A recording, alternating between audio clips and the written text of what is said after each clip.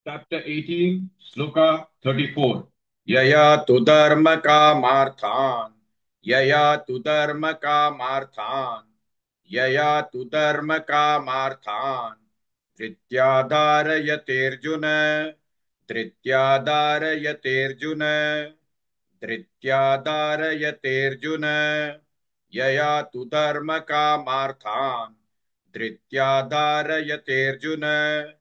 यया तु धर्म कामार्थान् धृत्याधारयतेऽर्जुन यया तु धर्म कामार्थान् धृत्याधारयतेऽर्जुन यया तु धर्म कामार्थान् धृत्याधारयतेऽर्जुन यया तु धर्म कामार्थान् धृत्याधारयतेऽर्जुन प्रसंगेन फलाकांक्षी प्रसंगेन फलाकांक्षी प्रसंगेन फलाकांक्षी धृतिस्सा पार्थ राजसी धृतिस्सा पार्थ राजसी धृतिस्सा पार्थ राजसी प्रसंगेन फलाकांक्षी धृतिस्सा पार्थ राजसी प्रसंगेन फलाकांक्षी धृतिस्सा पार्थ राजसी प्रसंगेन फलाकांक्षी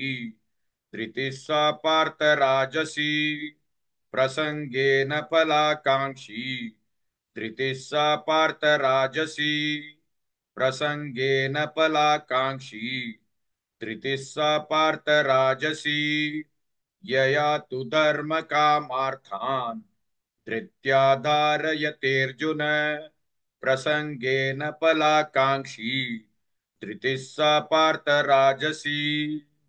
Please like and share this video because you could be instrumental in helping someone around the world recite the Srimad Bhagavad Gita, thereby helping them to have a life of unending opulence, victory and prosperity.